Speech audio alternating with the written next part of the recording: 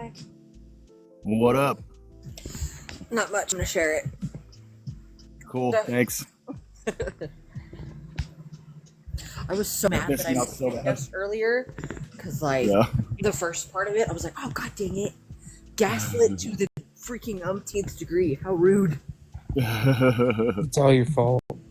But Oh man. Okay, I did sleep, so that's good. Slush Knuckle, it's all your fault why I'm here. Oh, is it? Mm-hmm. Wanna know why? Why? Because I'm gaslighting you. Oh, okay, cool.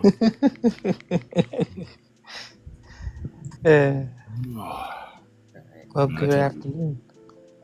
I tell you, the level of enraged I was. Oh. Oh, that video. Oh yeah. Yeah. Which one?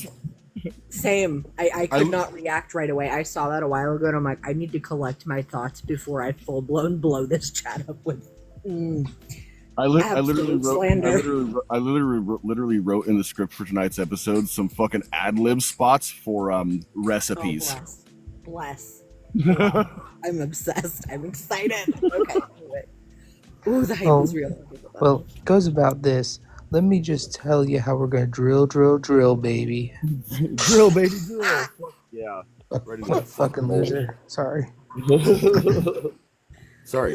Race. All right. Hi, Blue. How are you? I'm gonna mute. What? Mm-hmm. How are you, Blue? Yeah. You sleepy? No, I'm just at the.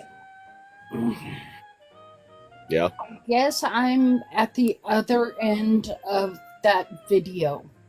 Oh. Because I want to keep a little bit so I can talk it on the live, but just yeah.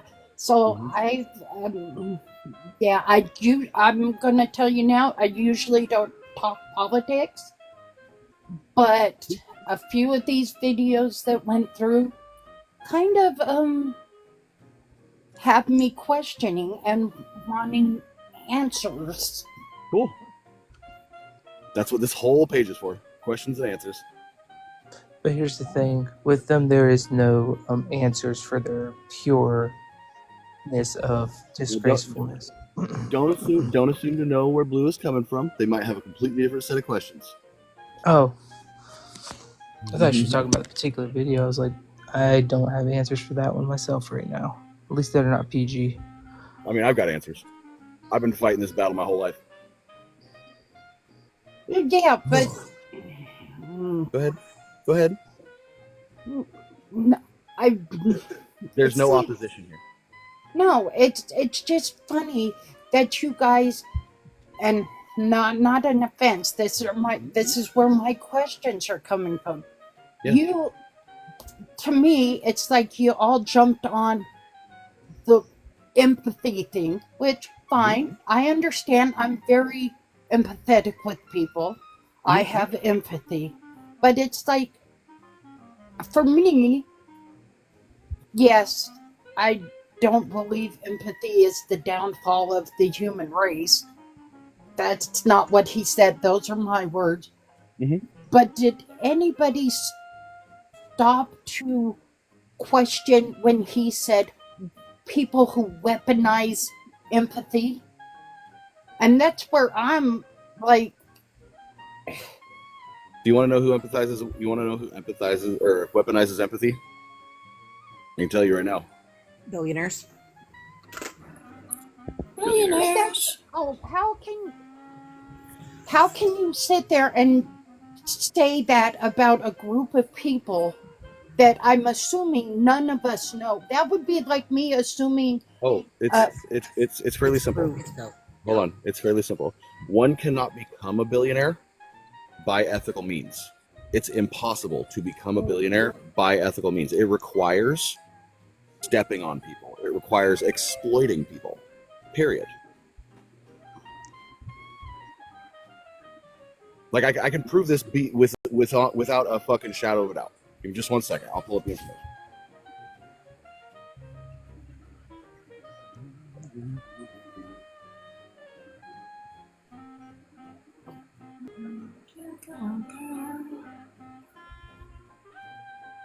I plead the fifth.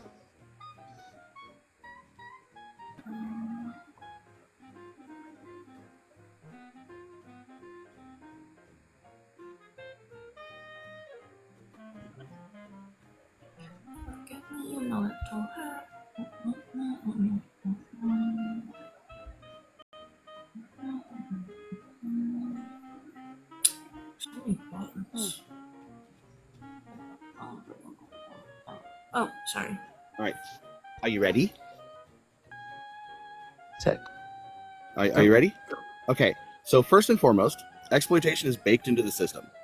Billionaires don't generate their wealth alone. They extract it from labor. Workers create value, but they're paid a fraction of what they produce, while owners pocket the surplus. This is wage theft. Okay? Even companies that claim to pay fair wages often rely on global supply chains where someone somewhere is being underpaid, overworked, or forced into precarious conditions. Wealth hoarding starves economies. The mere act of hoarding billions of dollars means keeping money out of circulation where it could improve wages, fund social services, or support communities. Billionaires store wealth in stocks, real estate, and tax havens rather than reinvesting in ways that would directly benefit the people who generated it. Okay? Monopolies and market manipulation is the entire game. To maintain billionaire status, businesses often crush competition through monopolistic practices, buyouts, or legislative lobbying. Many industries have artificial scarcity, like housing, medicine, tech, that drives up price and ensures the rich stay rich while the poor struggle. Their biggest tool is tax avoidance and legal loopholes. Billionaires rarely pay their fair share of taxes. They exploit legal loopholes, offshore accounts, shell companies, and deductions that are inaccessible to average people. Their wealth allows them to influence law that protects their assets while increasing the tax burdens on middle and lower class workers. That's you and me. They actively participate in environmental and social destruction. Actively. Billionaires make their money by exploiting natural resources, contributing to climate change, deforestation, and pollution. Ethical billionaires would have to ensure their entire supply chain, from raw materials to labor to product disposal, is 100% ethical, which is impossible in global capitalism. Okay? The math straight up doesn't add up. If someone earned $5,000 a day since the time of Jesus, over 2,000 years ago, they still wouldn't have $1 billion today. The only way to reach billionaire status is through compound exploitation, owning assets that generate exponential wealth at the expense of others. Philanthropy is a public relations move. Billionaires often donate small percentages of their wealth to get massive tax breaks while continuing to hoard the rest. If ethical billionaires existed, they would redistribute their wealth to the point that they would no longer be billionaires. You cannot be a billionaire and consider yourself an ethical person. There's no way to be an ethical billionaire. I'm gonna say something. So, okay, I got you. I'm not arguing, but that is like somebody putting every. Okay, give me a minute. Go ahead. Take your time. I'm sorry. No. Putting every group, every person who's. I'm sorry. I'm like my mouth is moving faster than my brain. You're okay. Take your time. So you're judging everybody billionaire status by what? I have a don't. question. I'm not understanding. Hold on. I have a question for you. Hold on. Okay. Just give me a second, because Okay. I'm trying to get into my brain. Okay. Judging everybody of an economic class by the same thing. That, to me, I'm a working class citizen. Yep. I will never know billionaire status. I'm not saying that. So are you, because I only make, I'm going to use the number, please don't take this, is $30,000 a year. Can you judge me and the other people, as and I'm using, these are my words, my No worries. opinion. Can you judge every one of the person that makes $30,000 a year by the same standards? Yes. That's unfair. That's How? to me, it's Hold on. unfair. You don't Yeah. know how. You know, I'm not. here's some. Hold on. No, Check oh, this out. Check this sorry. out. See, sorry. Check this out. Check this out. The reason why I can put that entire class group in the same by the same standards is because one, if you were unethical people, you'd be a billionaire. Not necessarily. I'm Oh, sorry. Unethical millionaires. I have a question. I have a question. You know, $1 million is $1 million is not a lot of money anymore, right? Okay, so my question is, why do you feel it so strongly to defend a group of people that would literally step on your body to get into their work? I don't. It's not that I agree with them, but I'm trying to understand why people feel it's okay to So the reason why is because there is an actual class warfare happening, and it's been happening for a long time.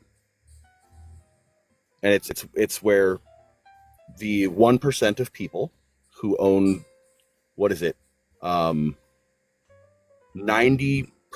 of the world's wealth, that group of people has been systematically subjugating the rest of humanity.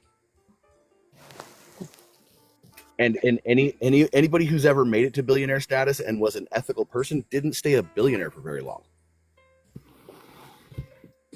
Because you can't be a billionaire and an ethical person. So, for those that see, I'm trying to get my head wrapped around, and this is just me. This is just my personality. How even judging somebody on this equal level of making $30,000 a year, I don't see that being able to judge you. And can I use you as an example? Go for it. Yeah, go for it. So you make $30,000 a year. I make $30,000 a year. How can we be judged on the same level? Because you don't know how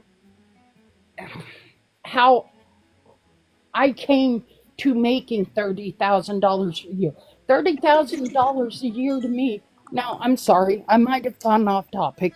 Please just tell me to shut up or whatever. Be quiet if I've gone off topic. No, you're okay. I love you. Okay. But I can't. To you, $30,000 a year may not be. Oh no, that would change my life. Well, no, I'm using this as an example to Yeah. get the topic. And billionaires, I will never.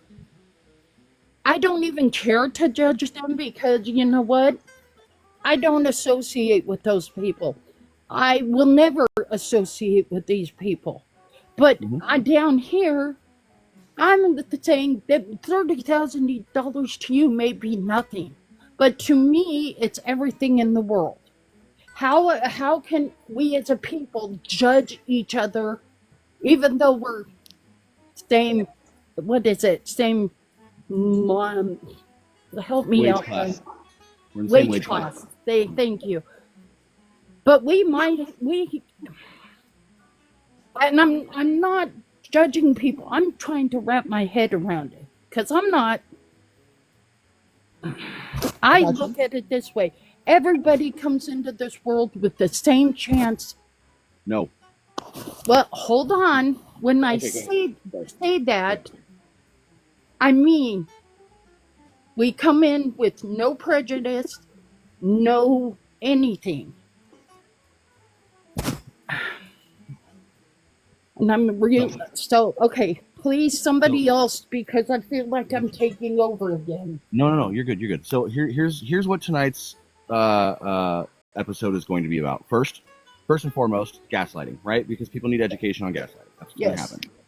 But I'm going to specifically focus on how billionaires have been fucking all of us equally. Okay? I'm going to specifically go into the details about why I am confident placing my judgment on people who have billions of dollars. Okay? If you have any questions in the like while I'm going through it, please feel free to stop me and ask. Okay?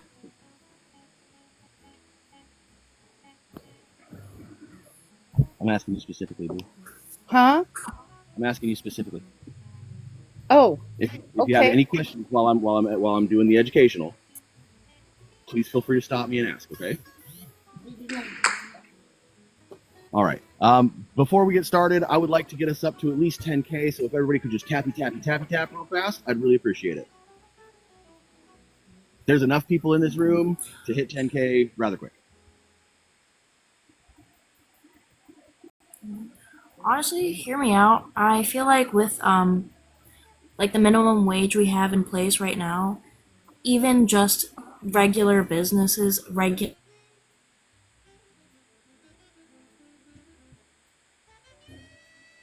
you know, like you can't sit there and pay people. Is it I'm your sorry. service? I'm only hearing like Yeah, every I think your third or service is fourth breaking up. word. Oh, my bad. Is this better? I don't know. So We won't know until you get a complete sentence out. Okay, all right. Testing. Okay, so I was Nope. possible for any business to really even be ethical, let alone the top. Yep, you're cutting out half of your sentences, hon. Oh, okay. I'll just then. That's Maybe. okay. I really want to know what it is you're saying, yes, but half of your sentences are gone. I do too. It also be your audio May I sensitive. please put my input in after? Yeah, go ahead. Go ahead, hon. You were saying something before me. Go ahead. Which one are you calling hun, bro? The one that calls everyone else hun. Sorry, I do that. I put it in the chat. Southern Oh, hospitality. okay. I was just saying it may be her Loon's audio settings. Ooh, it could be. Could be. Check your phone's audio settings, though. I look at it this way. Keep tapping, everybody. Upper people that step on people on their way up the ladder. I'm going to give broad examples, right? You have this guy that I can't really say his name because of certain people that are in my family, right? He is a criminal, and he's our president, for an example. I can freely say that this man has stepped on a lot of people. You know, and he is bankrupt several different times on his businesses, but he's a billionaire, so it doesn't affect him. He can weather the storm, as they say, as the middle class continues to push and push. Because I work for Amazon, where I used to work for Amazon, where I was paid to do a job of 14 people by myself. Underappreciated and overworked is an understatement. Okay?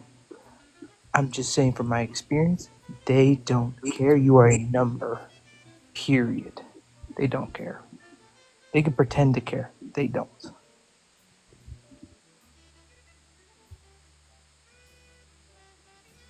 You are very correct. They don't give a shit.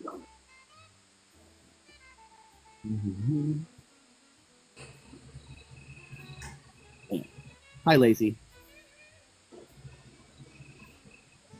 Okay.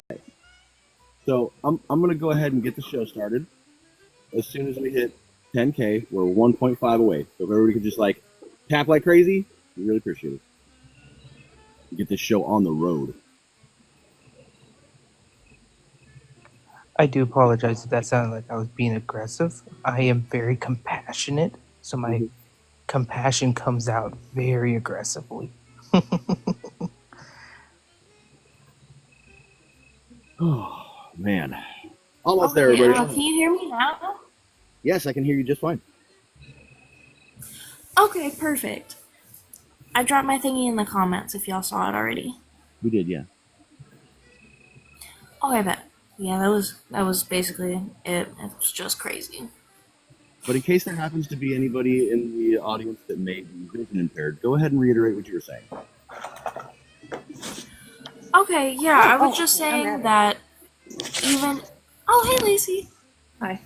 But no, I was just saying that, like with the minimum wage we have in our country, even regular businesses are not practicing ethical consumption. Like, they are not ethical. They're not. No, damn it. It didn't work. Just, We got it. what's up? It didn't work. You're still fading in and out there.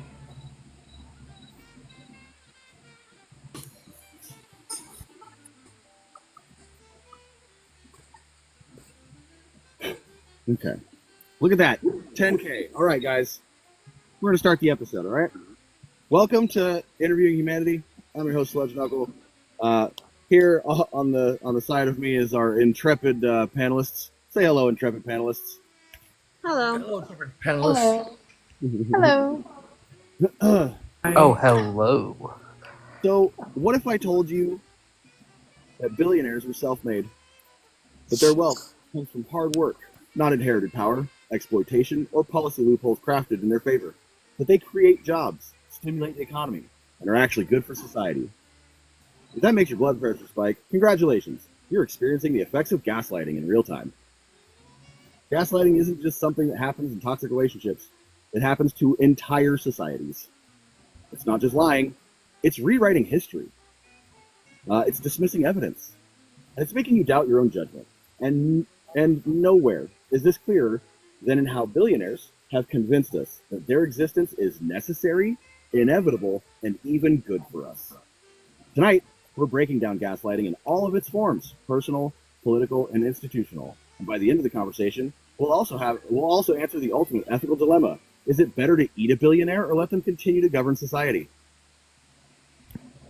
Before we dig in, let's meet tonight's panel. As always, we're joined by some regulars. Say hi, everybody. Hi. We've got workers. Hey, everybody. Hey, Dr. Nick. We've got workers. We've got some sympathizers. Let's see, some activists. I'm pretty sure there's business owners here somewhere. No pundits, no paid experts, just real people with real experiences. So if we wouldn't mind introducing ourselves, we'll start off with Coed. Introduce yourself, please. In what sense, just to clarify? Just who you are, what you do, your wage class. That's for your social. I'm not doing that, first of all. Okay, no. So I'm Coed. I go by Coed. Y'all can just hang out with that and interpret that however you'd like to. I am single parent. Have very, very low wages, but I do the best I can. Okay, thank you. Moon?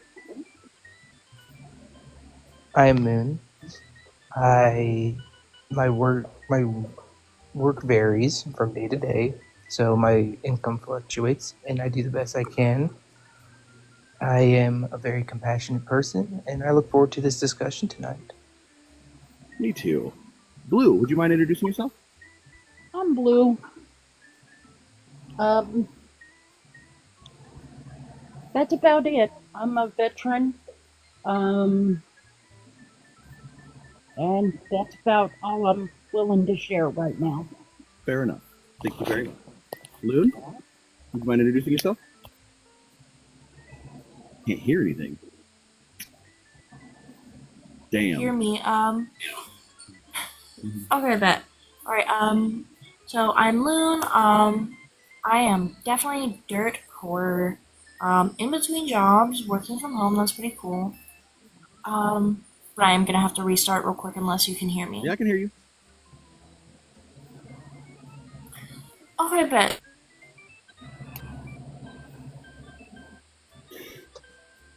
All right. Wait, I'm sorry. would you mind introducing yourself? Yeah, I'm Dwayne. I'm self-employed and independent contractor. I basically just barely getting by at this point. But, doing what I do, I work for realtors and some law firms, and I do their messenger work for them. Appreciate you, bud. Coyote, mind introducing yourself? What's up? I'm Coyote. I am from from the north. I'm from Northern California. I'm an up and coming amateur comedian. I'm a artist. I do music, and I'm also a lifelong criminal who now with reform has a deeper meaning in life and understanding. Appreciate you, buddy. Lacey, would you mind introducing yourself, please? Hi, I'm Lacey. I have 5 kids. If I didn't have them to financially look after, I would definitely be in middle class, but I'm dirt poor right now. I come from a long line of criminals, lots of them. So, yeah. Love that intro. And I'm Sludge Knuckle. I'm a mutual aid coordinator and community organizer who travels the country, takes care of unhoused individuals and other marginalized communities. So anyways, of course, we've got a little something special for you guys tonight. So stick around for our Billionaire Cookbook segment, where we explore the most delicious ways to redistribute wealth and protein. So let's get into it. Gaslighting relies on a set of tactics designed to keep people confused, off balance, and dependent on the manipulator for truth. Billionaires and their PR machines are masters of these tactics. Let's break it down. So some common gaslighting tactics and their billionaire equivalents. Okay, denial and rewriting history. That never happened. I built this company from nothing, despite inherited wealth, exploiting tax loopholes, benefiting from government bailouts.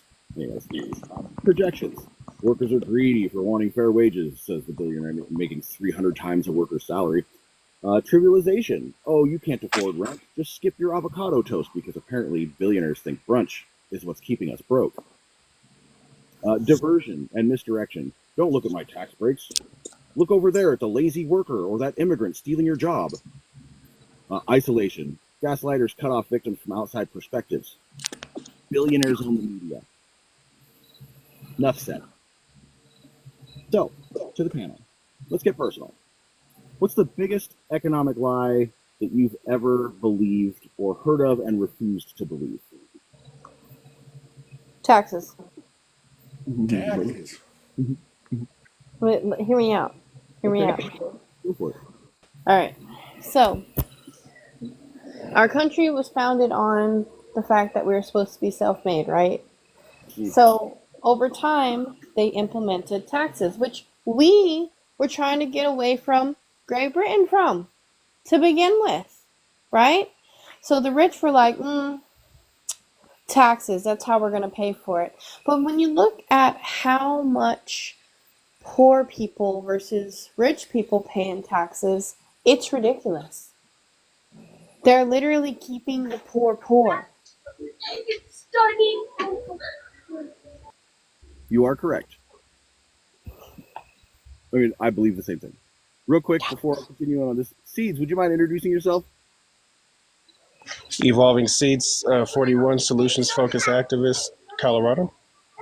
He, him. And your wage class. My wage class? Yeah. BOF.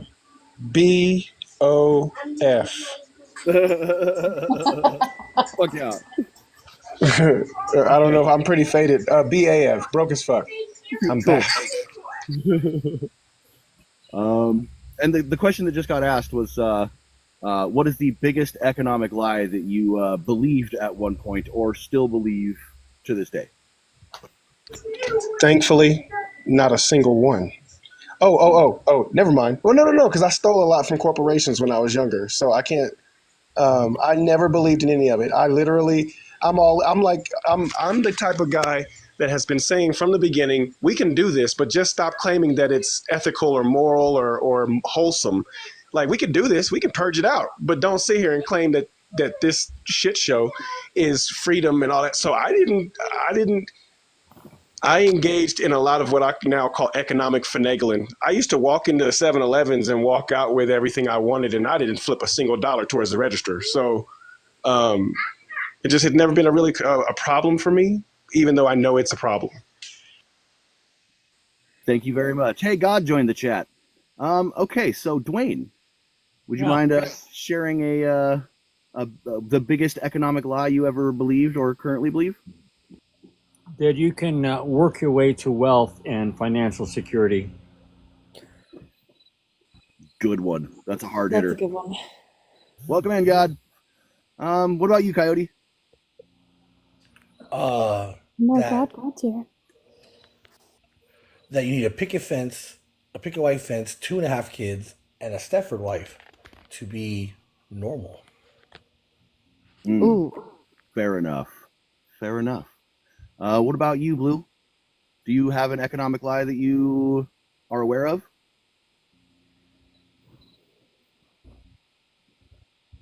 Honestly, mine's not really too different, but Okay. like, I said I Blue. feel like we're told a lot. Oh, Blue, my bad. Wait your turn. I'm gonna let her go ahead and would you mind coming back? Yeah, that's no problem. Thank you. Yeah, no problem. Go ahead, Loon.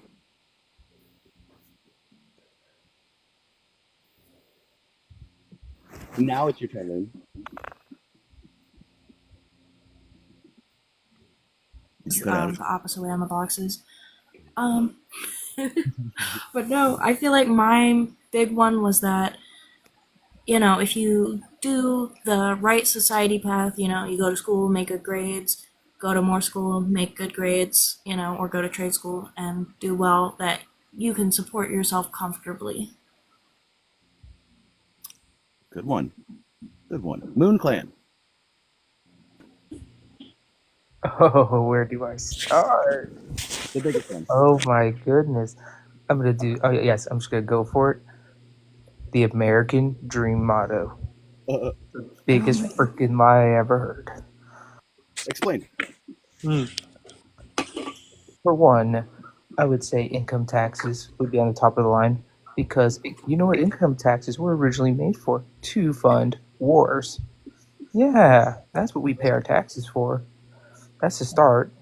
And the next one is the freedom that we have here that is being slowly constricted away over time. So Good examples. Good examples. What about you, Coed? Okay. So I started typing it, but I know it's going to be way too long. And Dwayne hit it first, and I'm a little bit I'm not mad about it, but I'm like, oh, dang it, I wanted to go. It's fine. I was like, okay, if you work hard, you'll be able to live comfortably and secure in your life situations. First of all, no. That has been the biggest crock of absolute steaming pile of nasty that you can think of. You can work your absolute butt off, and I've learned this. You can work 6 jobs, making decent money at all 6 of those jobs. One hardship, you're SOL.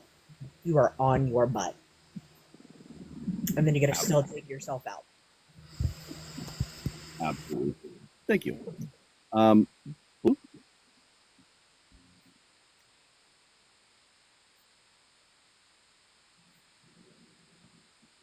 If you'd like me to continue on, I can come back to you later for the same question. Yeah.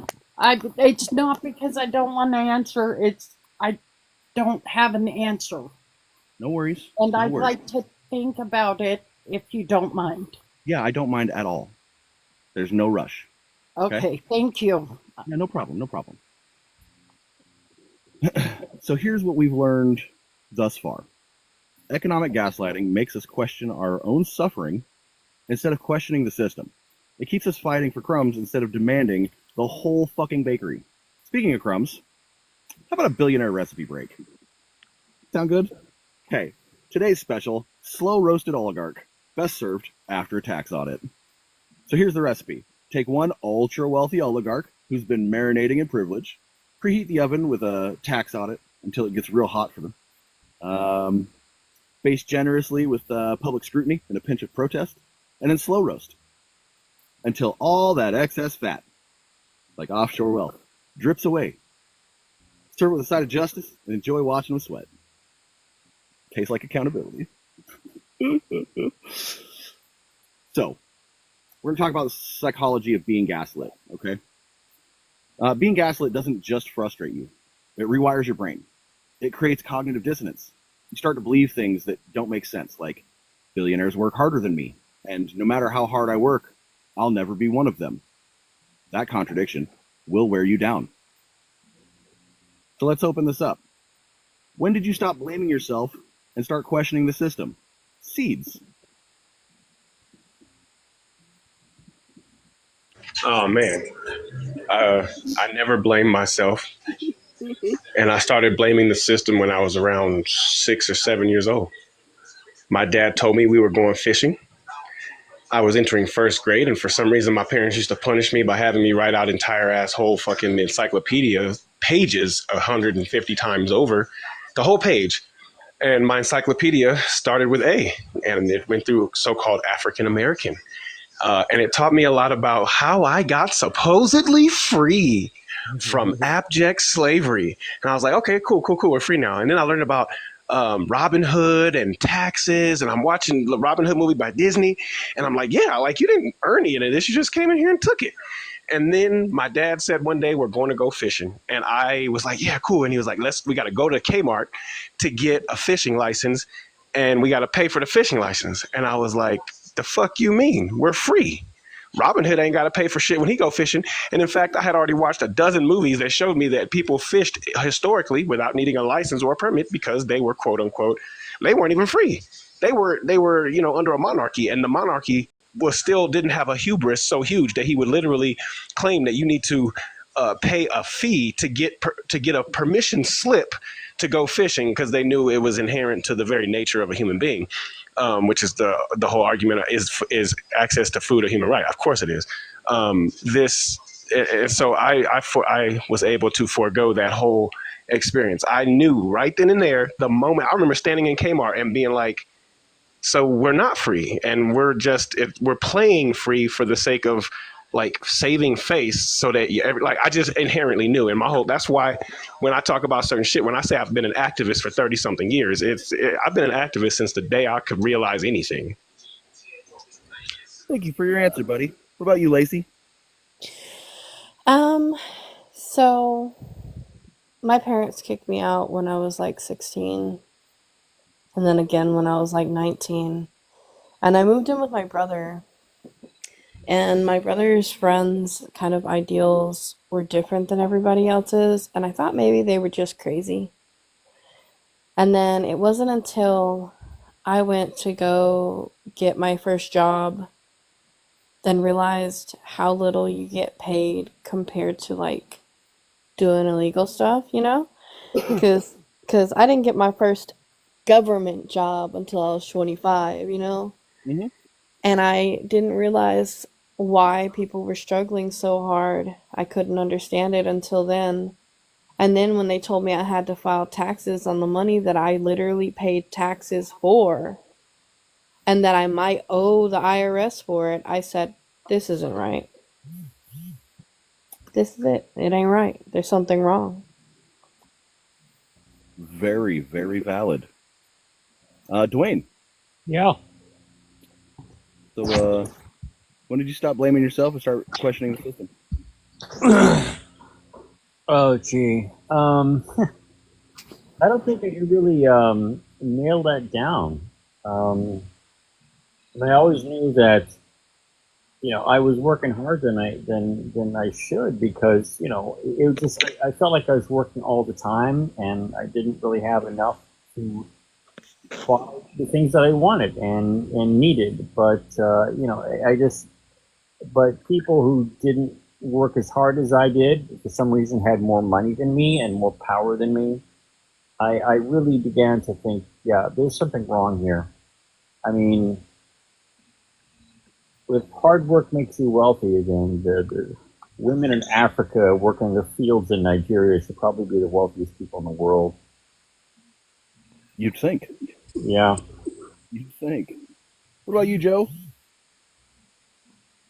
Well, being a product of the ghetto and welfare, we always knew that government cheese was not as good as real cheese. You know, at 6 years old, when a nice woman accidentally hit me and then chose to run me over, get her husband, and got off on it because she had money and let me know right there that it's all about money. Doesn't matter if you're smart, doesn't matter if you're better. It's all about money and who you know. Everything's a club, from college to the higher levels of education to our government to the country club. It's all just club. It's all just big fraternities, and it's all just set up against the Gentile and the people who can't read. For we are the workforce, and they are the benefits. For their trickle down economy helps us at the bottom, but they throw us scraps to give us entertainment so that we don't overtake them. For we know what revolutionaries happened just south of us in the southern part of America, but here in northern America, we are all too worried about losing our few pennies than to struggle. And we're already struggling. We're born into the struggle and we'll pass into the struggle, unfortunately, with very little to pass on to our descendants and our heirs because we don't understand passive income and we don't understand our rights and what's been given to us. But this is what the times are, unfortunately. Thank you for your answer, buddy. Loon, when did you stop blaming yourself? Start questioning the system.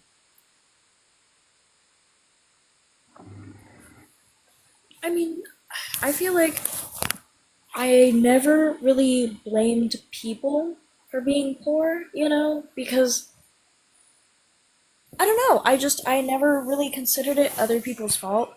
I kind of always thought it was super ridiculous when people would, nag on about whether people could afford to be somewhere or get something or whatnot, because it's like everybody's different. Not everyone can do the same things. Not everybody has the same opportunity in that aspect. But I mean, my come to moment was when I realized that I personally wasn't a bad person for also not being able to do the same thing. Thank you. Thank you very much. Moon. The moment when I started questioning everything was the moment when a teacher told me in school, you need to pay attention to get somewhere in life. Mm-hmm. Moment when I started questioning everything. And when I got a strong perception of how the rich take advantage of us in so many different ways was working for Amazon for 3 years and getting passed up for a promotion 6 times by somebody who did less work than me when I pulled 4 times the amount of work as they did.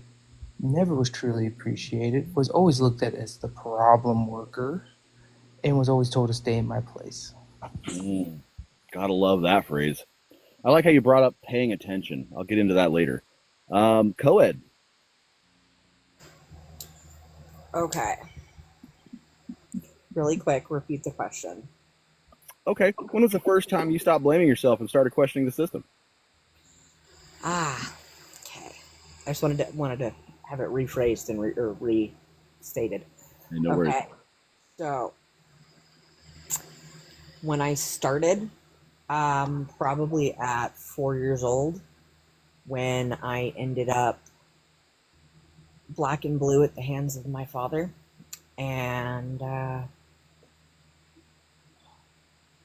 nothing was done about it.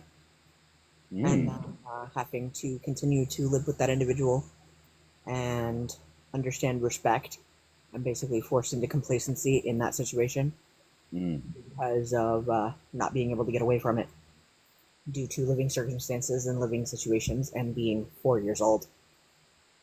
And continuing on, then later on down the line when I was finally out of that situation, accepting that I'm different cognitively, physically, emotionally, and still having to, even though on paper no one understands why the list of medical conditions I have do not negate me from being able to work. Even though walking 10 feet or simply standing up from a sitting position, my heart rate hits 130. Mm. But, working 5 jobs even still and being paycheck to paycheck. Thank you for your answer. Blue, would you like me to get to the first question? Sure. Okay.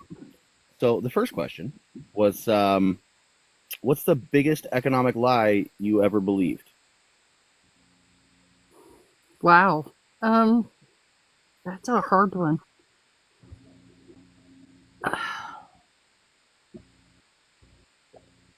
I think all of them. I mean, honestly, in the time I grew up, you didn't question. If this makes sense, you didn't question this quote unquote status quo. Mm-hmm. So if that was you making $5 a day, you didn't question your boss. That's what you did. So I think not questioning any of it is the biggest lie I believed. Thank you for your answer. That was very succinct. I appreciate that. The second question is, when did you start questioning? Or sorry, when did you stop blaming yourself and start questioning the system? I never blamed myself because, again, I grew up in a different time than probably most of you here on this panel. Growing up, you didn't question authority.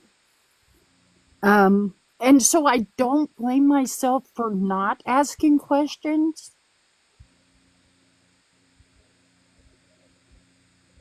Okay. Because I believe. Go ahead. What was the second part of the question? I'm sorry, I lost track. You're okay. The full question was, when was the moment that you stopped blaming yourself and started to question the system? Okay, well, I take that back. I don't blame myself because I grew up in a different time. Yeah. So I can't go by what you guys are saying. But Okay. and I'm not saying that's a bad thing. No. And I probably started questioning myself when I got out of my situation where I was not in charge of any finances or anything like that. Okay.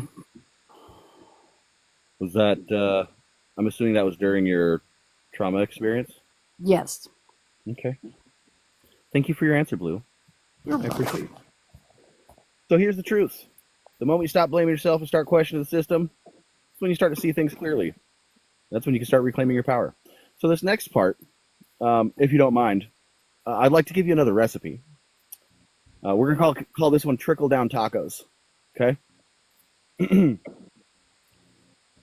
I have to read this tagline. Trickle Down Tacos. You get the crumbs, they get the feast. So here's the trick.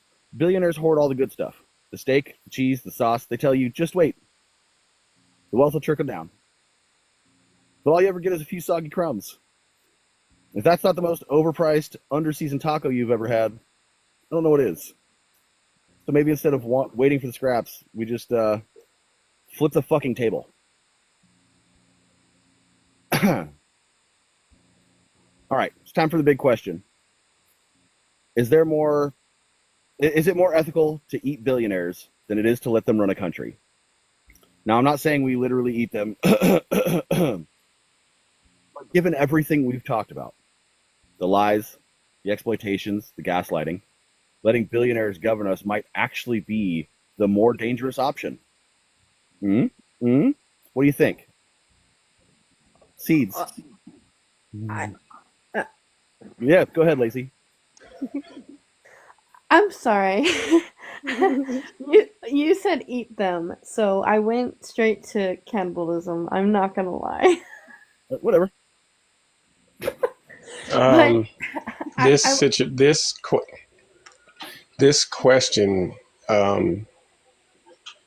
I personally do not subscribe to the concept of eat the rich because most people, like 98% of people on Earth, up until like a little bit like during Rona, were okay playing this game. They thought that they could make it. They thought, like I said, I have never believed in it. So I don't blame the rich. Like everybody's choosing to do this. Everybody's still making I've never met a rich person. I've never met a rich person that openly advocated for the system. I've never had that kind of conversation with a rich person, but I've had endless conversations with so-called quote unquote lower class people who were all too sure that one day they were going to be rich or going to be secure or whatever the case. And all the while I'm knowing that they're not. So I'm not going to sit here and just like, I don't believe in that. Like, I don't believe in blaming. We were all playing the game until like 4 years ago. Like most motherfuckers are just now waking up. So we were all playing the game happy and blue. And I'm not going to blame the people. There's an old quote that says it is very difficult to convince someone of something they have a vested interest in not understanding. And so we've all been playing this game. Why would I be mad at the people who are winning at it? And so through that winning, have a psychological vested interest in not understanding how the system is what it is. I'm not going to blame them. I blame the everyday motherfucker. That's why I'm not rocking Luigi Mangione like everybody else, because you can go for the top, but it's not the top motherfuckers who's doing all this. It's not the order giver who's ultimately to blame. It's the order follower, which is the fucking general public, the average asshat. So I don't play that. I don't want to eat the rich. I want to eat everybody equally. Oh, I know what try he it, buddy. means now. That's why I fucking love you, man. But I'm Mike Tyson over here. You don't want to eat me because I bite your ear off in the head. Well, it's a slogan, and I'm pretty sure it's the people not the people at the top, but the people who own this place. The people who own this place, I'm pretty sure it's them who came up with that slogan because it alleviates. Excuse me. It alleviates it alleviates a good amount of the culpability that each of us have in engaging in this as the average person. It's the average person's fault that these systems continue, not the billionaire. Now I have a question for you, Seeds. On that line, real quick. Okay. Yeah. In an abusive relationship where a person is being gaslit to mistrust their own mind and their own experiences, is it their fault? No, and that's an interpersonal supremacy type of situation. I understand your question. I understand that example, and it is not the victim's fault. However, this isn't just the individual. We have a collective. We are a community. We are a group. We are a citizenry. We're a multitude of people, and by large. Yeah. And I know I'm not trying to excuse the indoctrination and the brainwashing and the grooming that the parents did. None of that. I'm just simply saying at this point in the game, we have full autonomy to say we're not doing this shit anymore. And we just have too many people who still want to play the game. They still believe.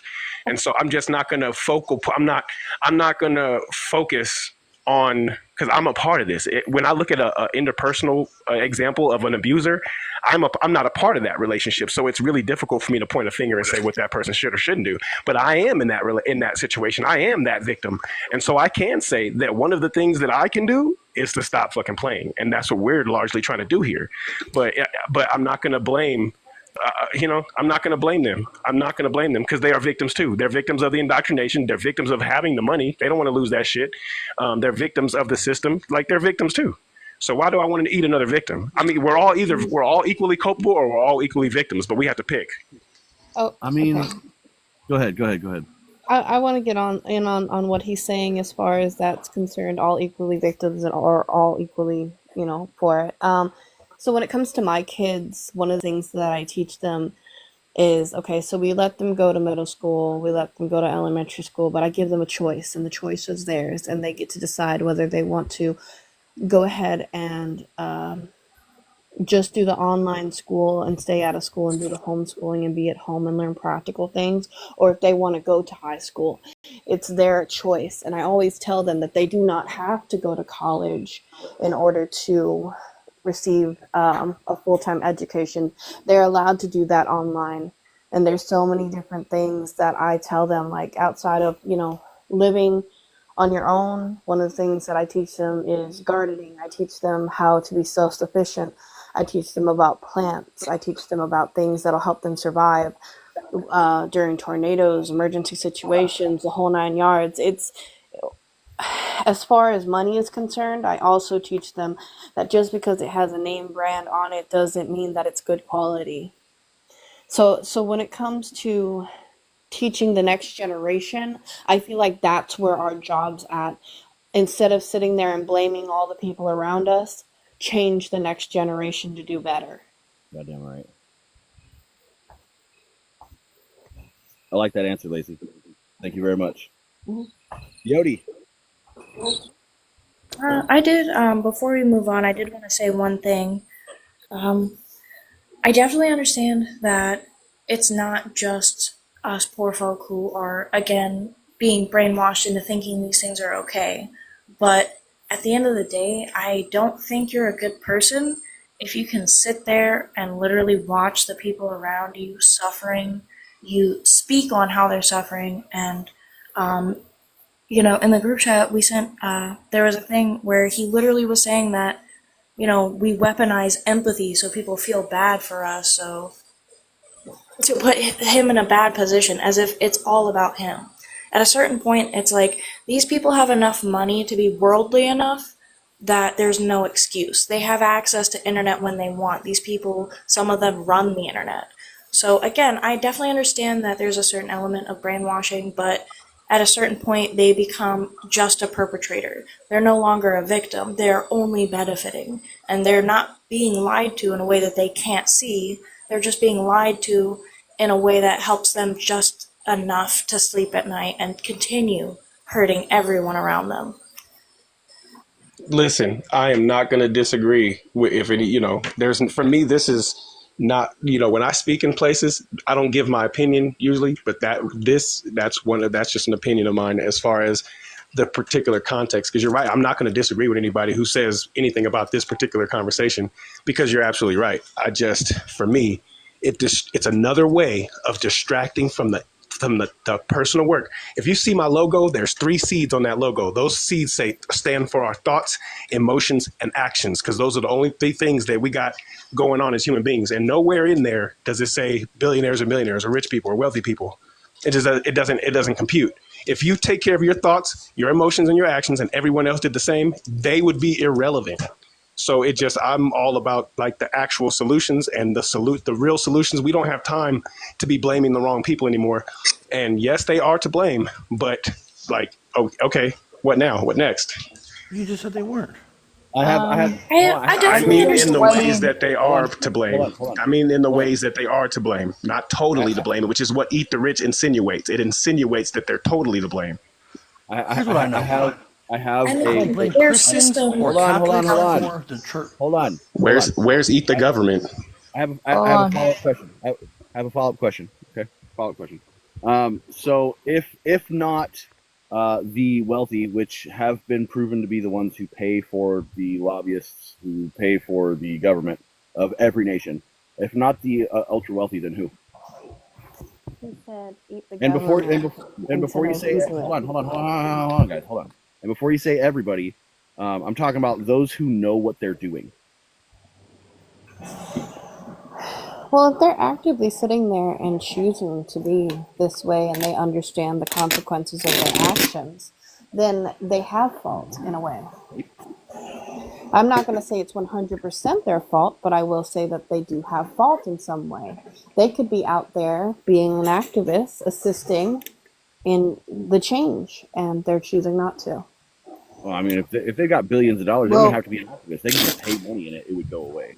They have influence if they have billions of dollars, is what I'm saying. Hold on. It would I only just want to cost. weigh in on this. Hold on. Let me say one thing. It would only cost $64 billion to end world hunger and homelessness. Period. Are you serious? You gotta pay Yes. for Ukraine. You're out of your mind. For an example, Elon TikTok Musk. made No, a no hundred. example. Listen.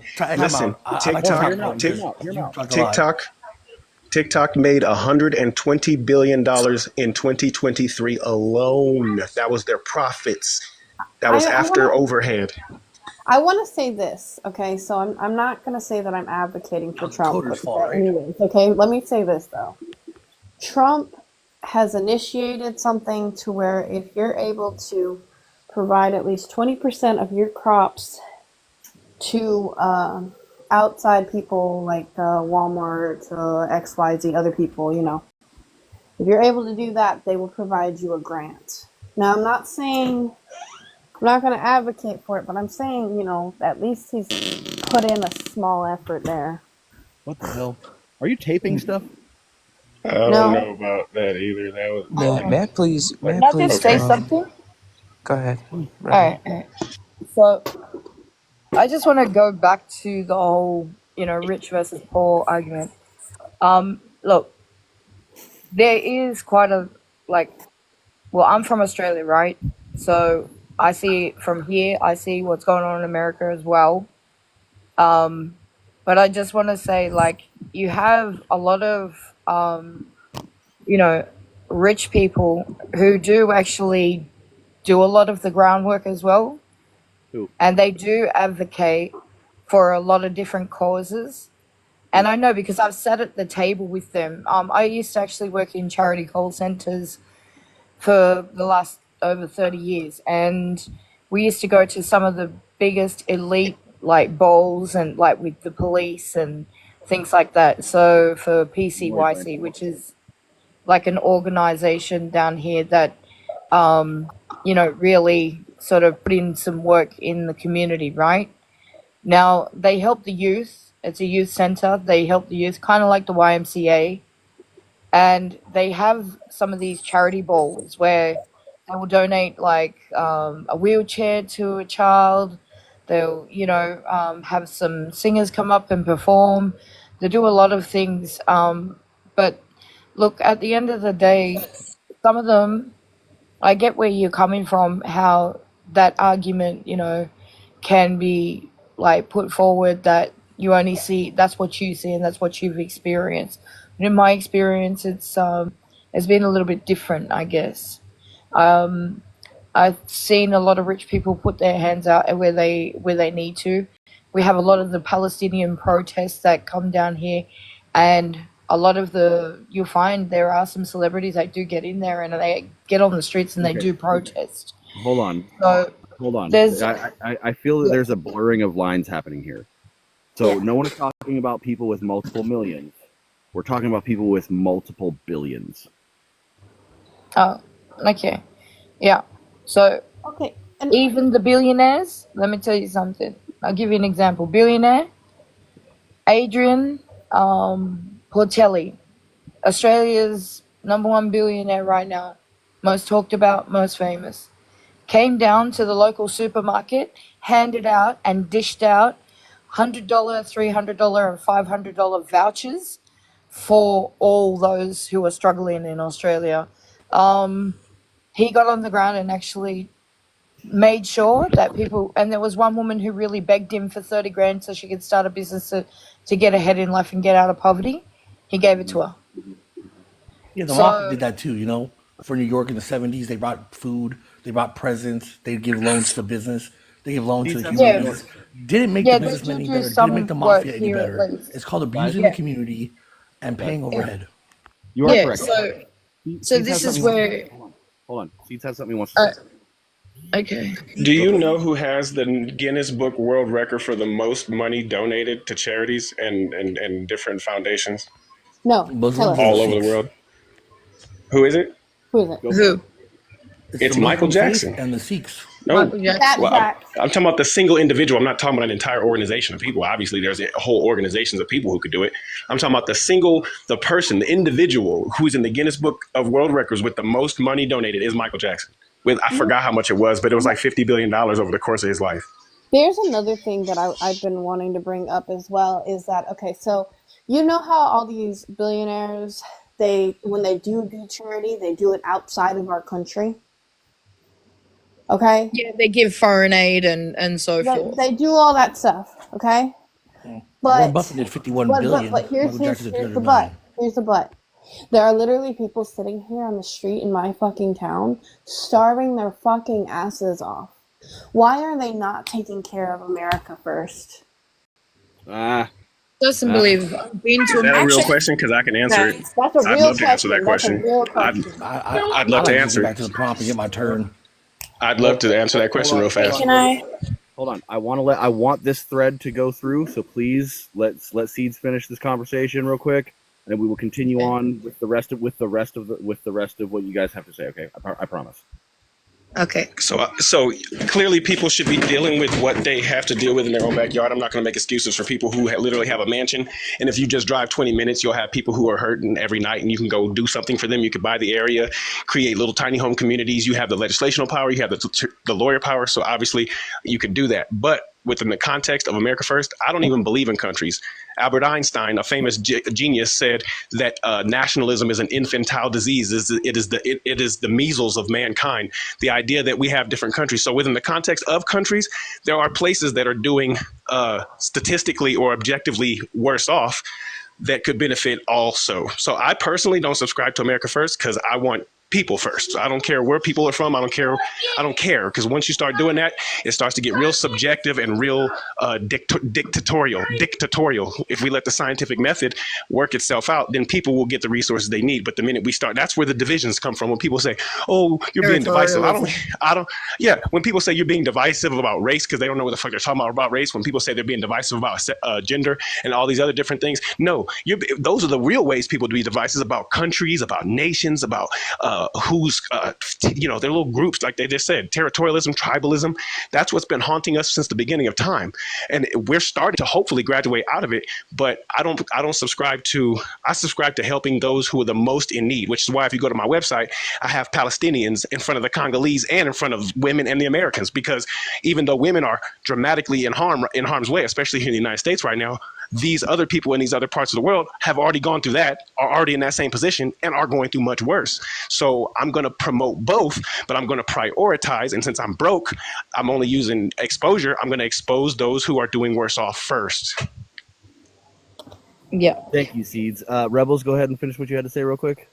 Yeah. So what I was going to say is that, when it comes down to it, like I totally will actually follow you, because I would like to see your website for one thing, because I'm a big Palestinian fan and I'm a Muslim. So I really would like to see what you have to offer there. The second thing I wanted to finish off and say is, you also have a lot of rich people who institutionalize their children because they don't want to deal with them.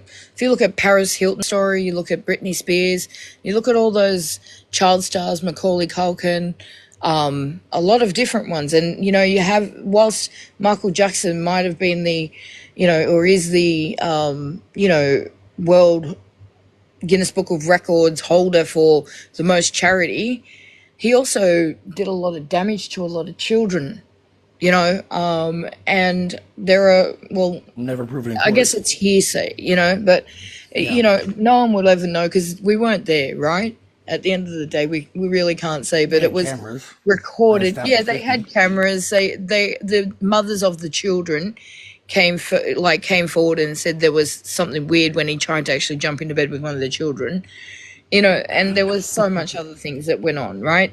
But people have hidden agendas. They do give away their money and things like that. And yes, maybe they do have honorable intention. But some of the biggest pedophiles in the world also give away their money. They used to put it out on the internet where they'd refer to female genders as pizza and male genders as hot dogs. I don't know if you've heard this story, but it was very prominent in some of the underground pedophilia rings in New York. And gotta say PDF. Hey, my dear. I am in the United States, and you have to say P3DO, or I will get banned as fuck. Oh, sorry. Thank you. All right, I didn't know that. My bad. Well, listen. Hold on. To articulate to articulate your point, I am wrong, and it's Warren Buffett who now has the record for the most amount of money donated, and he Yeah, I was gonna is say. totally trash. It articulates your point very well Yeah, because most of that money went back into his own pocket, and he did a bunch of atrocious things. So yeah, That's right. yeah. So this is where a lot of them have a hidden agenda of that whole PDF situation. So I guess for me it's like I look at these situations and yeah, Warren Buffett, he's a whole other kettle of fish. Same with Epstein. You're correct. You're very They're correct. just and look at Epstein, he ended up killing himself in jail. We're gonna unalived. We love TikTok shop. Sorry, we love my TikTok. bad. Okay, so I'm gonna cut We you right can there. get away with it down here in Australia. That's the problem. I'm gonna cut you there, and I'm gonna get to Coyote because Coyote's been waiting to take a Sure, no worries. Thank you. All right, so I'm not too ignorant to realize the system that's in front of me. First of all, Michael Jackson didn't have children. He was like, bring me your children. People brought their children to this man. You understand that Michael Jackson was buying people computers, buying them homes, sending them to college, and then one day his lawyers came up and said, you can't keep doing that, Mike can't afford it. Then the parents started having problems. And even after he was accused, not once, not twice, but 12 times in court, and paid all these people off and didn't never catch a case, yet people still brought their children to Michael Jackson. Explain to me how this man is to blame. You understand how big his bed is, how big his staff is? That's insanity. This is blaming cars for what people do. This is blaming pew-pews for what people do. This is saying pew-pews are a problem, not the little boo-boo. Coyote. Hey, buddy. The prompt is it more dangerous to eat the rich or let them continue running the country? Not Michael Jackson. It is more dangerous to let them run the country because the rich are the ones who set it up, and they set these systems up for failure at all these levels. Yes, people are inherently flawed, but people are organizations, and organizations have the power to lobby. They have human rights. We used to have a thing called freedom of domain. Disney got rid of that. I don't blame the soldier for going over there and fighting because that's the white man's plight. Just like I don't blame the brothers and the Hispanics who are in prison for that's their plight in the hood. I realize that it's the system that benefits off of all these. The reason why we have prison complexes is the reason why we are always in proxy or we're at active engagement with people because they're not attacking us on soil. We over there finding them. You gotta look, you gotta follow the money and realize what team we're on here. Or be, ostrich with your head in the ground. But you wanna blame the everyday person for what the business owner does? Check Firestone out. All the tires that blew out, all the people that got hurt, the cheap rubber, they had to have more lawsuits than income for them to even pull the product. That means they know it's hurting people, but if it's not getting sued enough, the product still runs. That doesn't happen at the small level. That's not the businessman. That's not the worker. That is the people on the board. If you don't think the boards are inherently evil, if you don't think let's go through the facts here. Benedict never went to trial and never found justice. King Charles didn't either, but they got Diddy, huh? It shows you where the people are lined up, and it shows you whose pockets are getting lined up and who's willing to go out and who's not. Because people were talking one way, people weren't talking nothing about EPS. There is obviously a power dynamic, a power struggle, and there's obviously an elite ruling class at the very top that suppresses everything. Irregardless of how dumb we are, they are there. Thank you so much for that very valid input. I really appreciate that. I would like to, before moving on to Loon real quick, I would like to point out that this entire episode today, thank you for participating, has been a social experiment. It is to lead to tomorrow's episode, which is mob mentality and activism. Anyways, continue. Loon? I just wanted to add something real quick to that before she goes on. I'll just wrap that up and call it like one thing. The Illuminati. Simple. That's all. Aluminum? That will be addressed The in tomorrow's aluminum. episode. Yeah. That'll be addressed in tomorrow's episode. The Illuminati. So yeah. That would be that same power struggle you're talking about. So I appreciate you. Loon? Question is it more dangerous to eat the rich or to let them continue running the world? It's more dangerous to let them continue. And why?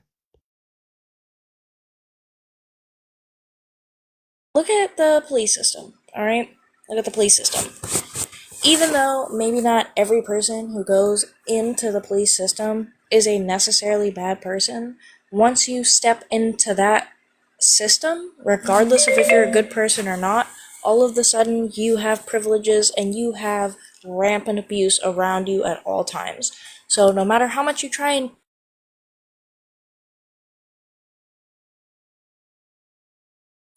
once you're born into a certain kind of wealth, or you marry into a certain kind of wealth, or you inherit a certain kind of wealth, win it even, it's not long before you're going to start becoming a part of that system if you don't get rid of that money. I mean, it's just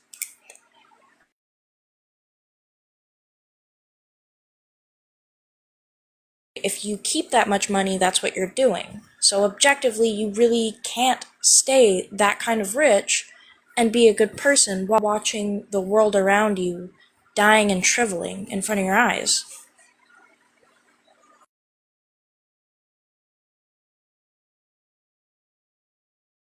Thank you for that very apt point.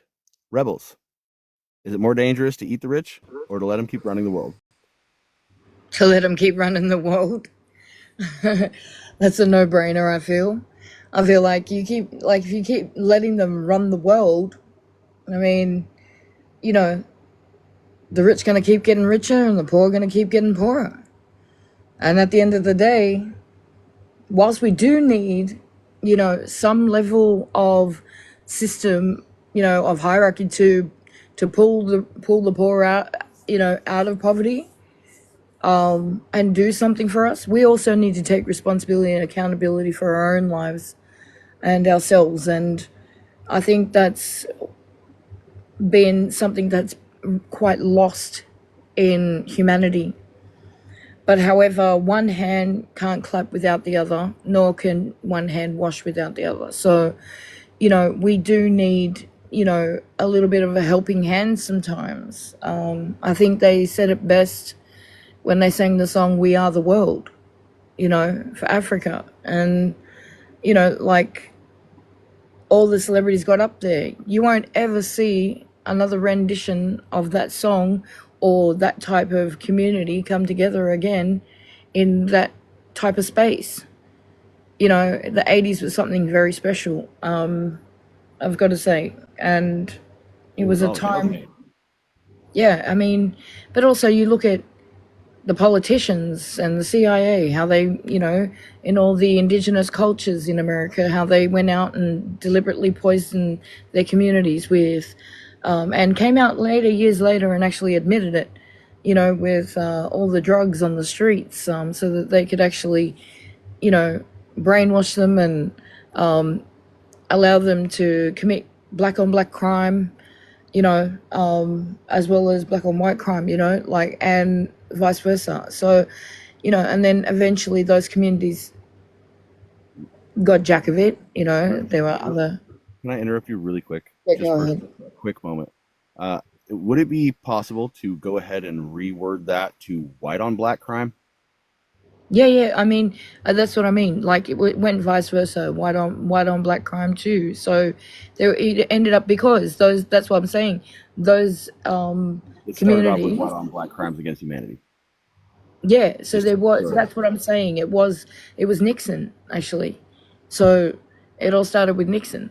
So at the end of the day, they ended up to poison those communities. But in the end, also a lot of the white communities of America actually started to see what was going on and opened up their eyes a little bit and started actually exposing a lot of those factions. And so therefore, they ended up standing in solidarity with the black communities.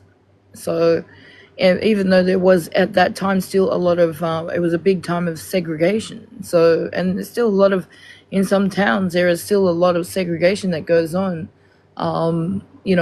in certain communities. I know in Milwaukee, for example, they still have a little bit of segregation going on. Some people can't use, in certain communities, especially in like the sort of more country style communities where there's a lot more ignorance available in the community, where they have toilets that are still segregated for black and white people, or mixed or color people of color. I feel like you're still talking about the South just a little bit. Still talking about what? The South, like South of America, the South. The South. I have a question for Yeah, those I'm who live just in the saying South. that I'm leaving that as an example, as just one particular town, not, and I'm talking about America. You know, I have a question on that point for the folks who do live in the South. Is this a thing? Is there still segregated bathrooms down there? Absolutely not. Absolutely not true. This is the most false information I've heard in a while. It depends on where you live in the Well- South. Where I live, it is. There's still businesses that will not welcome me in because of my color. Wait, I'm confused. Continue. Florida, which is about as far south as you can go. The only reason why I know this, okay, and I'll explain to you. I used to be a top badge on Tag and run a live stream over there with about 18,000 fans. A great portion of those were from Milwaukee, and I used to have a great friendship with a girl who lived in Milwaukee, with a lady that lived in Milwaukee, and she used to tell me about this, and she was an African American lady, and I'm not really good with American geography, except for the fact that I know that she told me that still goes on in some places in Milwaukee. So, you know, they can't, and even like with jobs, getting a job can be sometimes challenging as well. You know, and they do have some, like in the school systems, they'll still have segregated bathrooms for the kids. So, yeah, they said it's getting better as time goes on, but it's still a thing. So, I can assure you, it is a thing. But as a black man, I can tell you, I could walk into any building in the United States, and I don't give a fuck. Yeah, and they're not going to. Alabama had you segregated know what I proms. mean? At the end of the day, I do know what you mean. They don't have to welcome me in. I have a constitutional right to be in there, and of course, especially if they pay taxes and benefit from this system and are able to utilize the system, then everybody who. That's why people. I forgot if it was what they were called, Hobby Town, Hobby Place, denying people in the LGBTQI Hobby Lobby, denying people in the LGBTQI service and assistance is unconstitutional. So, what the hell was that noise? I do not know. My daughter thinks there's an emergency. Oh, okay. Jesus. I've just spent a better part of my day watching. I'm going to add on to what you guys didn't hear Seed the said. Right, I'm going to add on to Hold on, one at a time, everybody. One at a time. We can't all talk at the same time, otherwise nobody's words get out. Yep. Okay. Were you finished with what you were saying, Rebels?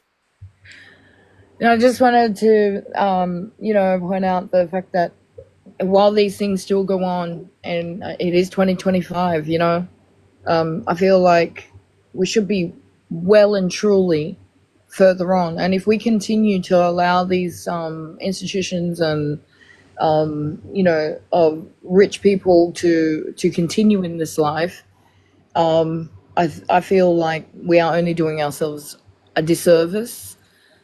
But there is some level of need there. Someone has to provide the money, and I feel like the government needs to take onus and really provide the aid that's required to cure poverty. They absolutely could. Some of these billionaires, like I know that there was, when COVID hit, there was 1 trillion, one of the few trillionaires in the world, which is why that you now have like they had the 5i faction, the 14i faction, all of those. And the 9i faction and all of that, right? Those were all the billionaires and trillionaires that were supposed to sit at the table, and they sat there, and one of the trillionaires said, not doing it. If we feed all these people, we are going to become poor ourselves, and we will do nothing for them, and they will never appreciate it, and they will never ever, get off their ass and work for it, right? So that's how they really felt about it. Yet they were happy for, however many million people to die I think it was like 2 million people to die over the course of COVID. So yeah, and like that's where I seen it the most. I was sitting there actually watching the World Tally, if you've all probably seen that, of the life up and down that gives you all the different types of reasons why people have perished. Okay, I don't mean to like cut this short, but I do just need an answer to the question. Yeah. So that's the Is answer. it more dangerous? Is it more dangerous to It's more eat the rich? dangerous for them to continue. Okay. It is. Yeah. Thank you for your input. I'm sorry for cutting you off like that. I No, just do that's want to okay. get to everybody. Okay. Yeah, Moon. yeah. No, that's all right. That's fine. Moon, is it more dangerous to eat the rich or let them continue running the world? If you allow, what's the best way I can put this without getting myself into an issue?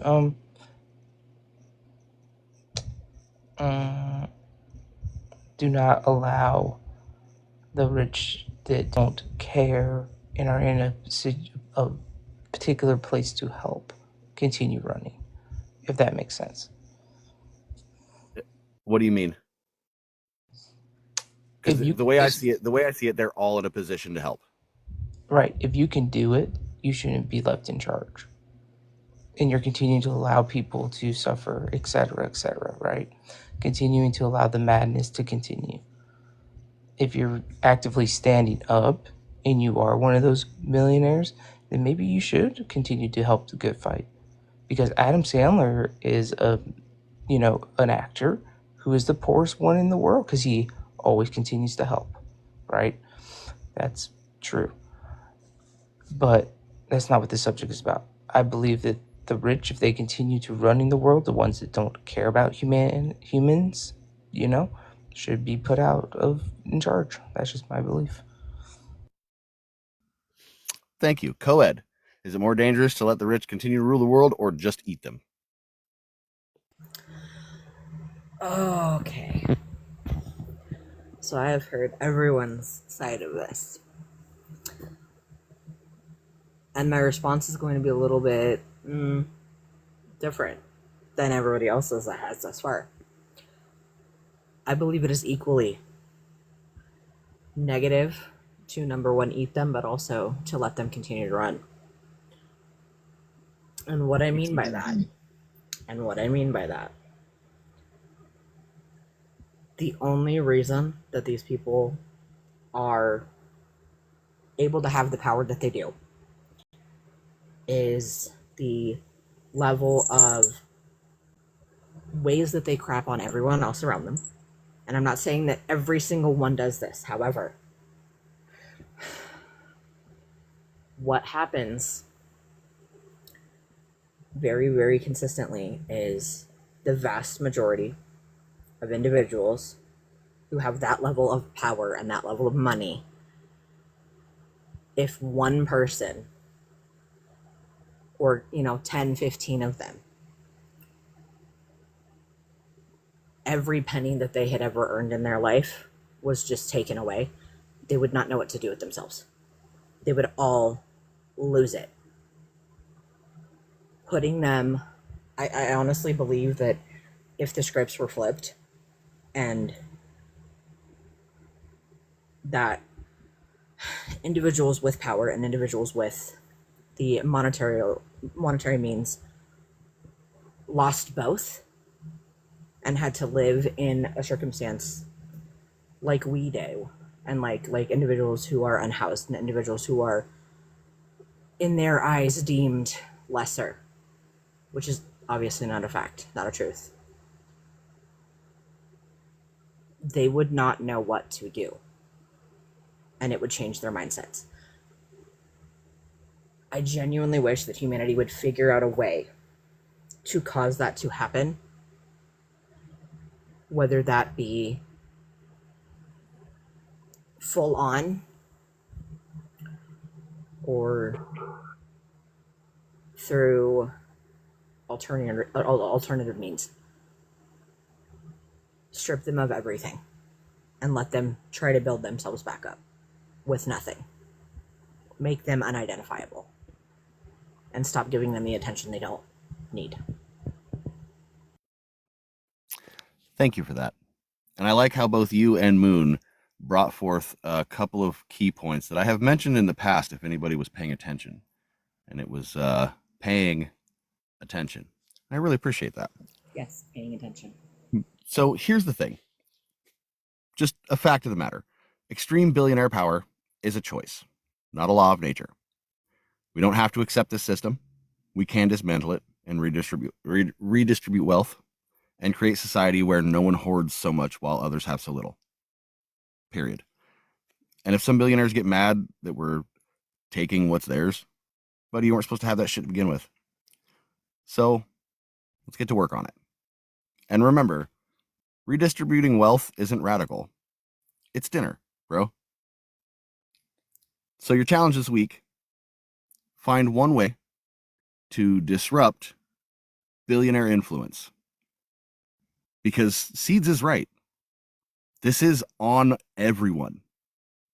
We all actively participate in this by putting our time and attention towards things that pay billionaires. Period. So speak up at work. Share a fact that breaks the myth. Support a local business instead of a mega corporation. Every action does matter. And this is setting up for tomorrow's episode, by the way, which is mob mentality and its effect on activism. I want to thank you all for participating and showing very key points as to why mob mentality can be very dangerous. I'll see you next time on Interviewing Humanity. Until then, stay curious, stay bold, and don't let anyone gaslight you into thinking you deserve less than dignity, okay? No, you are a priority. Remember that. Not an option. That's one thing I gotta say. You are a priority, you're not somebody's option. And you're not the system's option neither. You know, put yourself first, put God first, and you will see everything change. You want to increase your wealth? Give charity. That's the number one rule from God. Have a great day, Sludge. Julie, what do you mean? Can you ask what that means? What does what mean? Oh, mob mentality. It's where a radical idea can infect people through their emotions, and cause them all to think and act in very dangerous ways. Inciting violence is another way. It's not just violence. As a matter of fact, the act of participating in capitalism is actually mob mentality. Yeah. Like everything that we do as society, like as a collective species, is mob mentality. Oh, you mean it like that? All right. I mean, like, yeah, everything. Whether that be enacting violence or perpetuating the systems, it's all mob mentality, and it can be very dangerous. You have a statement, co-ed. Go ahead. In mob mentality, as well as paying attention. Mm-hmm. Strategic with whom and where and what attention you're paying. Because it can change the literal fabric of everything. God, most people in power or whom are quote unquote stars are stars because you gave them attention. Yep. I just want to add something to that. Did anybody see in COVID how much they needed us and we didn't need them? Can't say that word. Exactly. And no, you can't say that word. Yeah. You can't mention the C19. You can't mention 19? Well, C19 is what I would call it. It's dog right. Okay. But did anyone see the roles reverse? Yeah, absolutely. How all the stars started actually begging us. I'll give you an example. French Montana, right? Yep. Came upon Tagged. He's not a star. Well, he's a rapper. I understand. Yeah, he's a rapper. Okay? Some of the musicians, the highest musicians, Snoop Dogg, a lot of them, they were all begging for coins on Tagged. They came over to Tag and they were begging for my money. When I tell you I was French Montana's #1 gifter, that man took home probably about in 1 week that he was there and had a profile there. He took home around at least about maybe 10 to 15 grand. Hold on a second, Rebels. Hold on a second. Julie, yes, I will answer your questions. Please let me just get through the episode, okay? Yeah. I get all your questions on Messenger. I will answer them when I'm done with the episode. Go ahead, Rebels. Okay. Yeah, so I just seen in that particular era between 2019 to 2021, the roles reversed, and they were begging for our attention, and and they were begging for our money, because without us, who are they? Nicki Minaj know you? Yeah, somebody? As I always say in my life. So, yeah, like, I think, like, it's like they really needed us. We don't need them. We think we do. We don't. We're quite happy. We can be content with just being ourselves and being our own superstar. Because you're somebody to someone, you know, and you're important to someone, you know. And if not someone, then creator, you know. So every day, you know, whether or not you believe, best believe, you know, like we are important to someone or something. So I really feel like sometimes we need to just prioritize ourselves and put the attention upon ourselves rather than focusing on what's going on with that. That's not a stick. This is a stick. Put a shrimp on a barbie. And how nice for stingrays, really, right? That's what I heard. I mean, basically, just if I do all the idioms I know as an American, I shoot as Australian. Because what you just did a rap hurt my soul. We don't call it hurt my soul, madam. Yeah, we don't call them shrimp. Yeah, we don't call French Montana a rapper. No, prawns. They're prawns. Damn killer person in any damn ghetto. That will be the end of the gaslighting billionaires episode, and I'm going to go ahead and just bring us back to a semblance of reality, since we all got to get that little frustration out of us. I really appreciate y'all for participating. I definitely am on board with making sure that we either redistribute wealth or remember that our currency is our current C, our time and our energy. And that is a responsibility for every person individually. Yeah, that's it. So I'm opening up the gaslighting the internet. By the way, Seeds, bro, for real, awesome fucking points tonight, man. Thank you. This is the bedrock of my activism. I know when I went into a live and somebody would say, you pay taxes and you have a cell phone. And I was like, no, they take taxes, and we always use the common tools. Every tyrant has been overthrown by his own property, meaning the pitchforks, the shovels, the tools, the swords. Those were all the king's tools. And these phones are the common tools of the day, but I don't pay taxes. They take taxes. So when we're talking about culpability, yes, I am culpable to some extent, but that culpability is not as much as a billionaire's culpability, and their culpability is not as much as the people who own them, which I know is for another show. Because at the top of this shit, they can give a fuck about money because they got that. That's a byproduct of what they really have, which is power and influence, time and attention. But anyways, if anybody would like to join for the gaslighting the internet portion, we're just going to invite some random people in and convince them that the image that they're seeing is not the image they're seeing. Now we're going to do this. This would be fun. We're gonna do this. We're gonna do this with a kind heart. We're not going to do this maliciously or meanly. Okay. We're not going to do this in any mean way. We're just going to gaslight people and promote tomorrow's episode.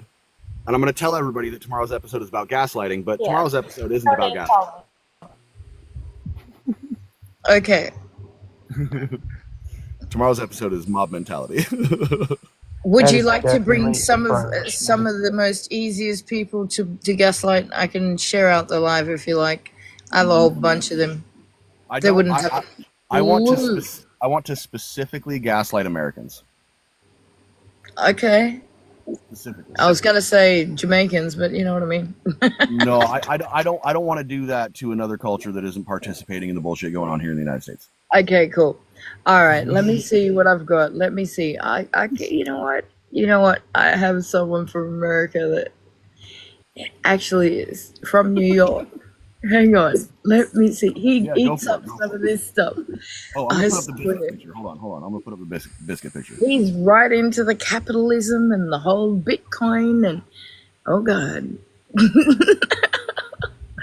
Let me see. Ooh, real quick, Seeds. What's your take on the crypto right now?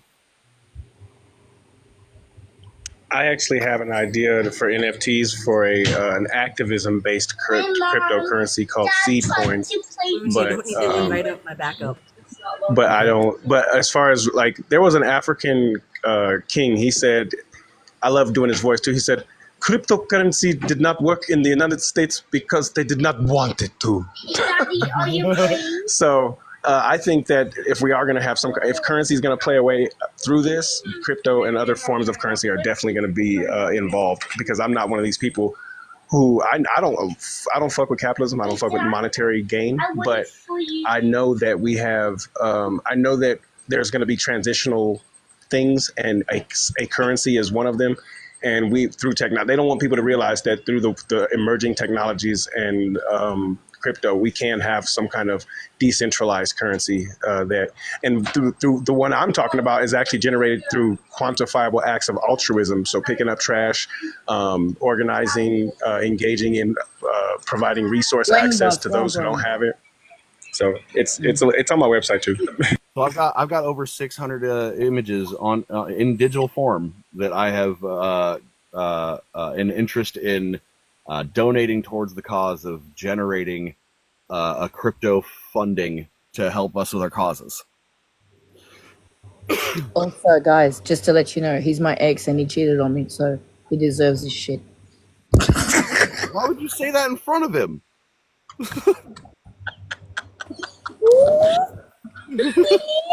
Hey, Sledge, you should give my backup account powers. Okay. Comment in the comment. Oh, I found you. I invited you. I was typing in the comments. Juju BX. He's from the Bronx.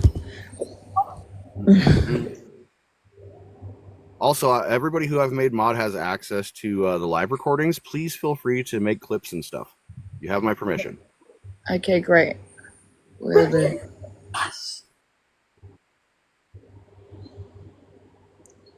All right, we're good. Okay. I may not have seen your backup, Mackenzie. There was a lot going on. Okay, he's American. All right, everybody invite your American friends that is it. will definitely get irritated about this biscuit. Yeah. Bro, this is man. I'm telling you. It's not a cookie. I don't have any according friends. to the UK, it is actually a cookie. I am going to go incognito on that other account really quick, but I'm going to go edit it first. Okay, yeah, no problem. Mackenzie, was it not the truckin' or the tucking to good vibes or whatever? Or country vibes? Tucking country? Yeah, that one. Well then, yeah, of course I wouldn't have fucking known. Oh god. Oh, Knuckle. By the What's way, I'm gonna be changing my name soon. Yeah, to what? It's gonna be Why? Moon Bunny. Bummer. Moon Bunny. What's up, Yeah. Samuel? It's Moon gonna Bunny? be I fun. like It's gonna it. be like Bunny Clan or like Bunny Den I or like something it. like that. Do you need me to make you a profile image? You should. Yes, it's gotta be a new one. I want to make a new one. I thought you were gonna go with the Moon It'd be Tan so Clan. iconic. Nah, I ain't doing that. No, I'm not Moon Tan doing Clan that. ain't nothing Hey, to guys. bunny with. Hey, how's it going? But Pretty State slow your right case. now. Hi. Oh, here we go. Hold on just a second, everybody. Hold on Let just a me second, get everybody. it. Everybody mute up. Everybody mute up. Everybody mute up. Okay.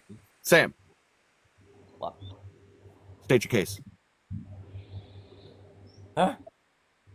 Oh, 20. No, I don't care how old you are. State your case.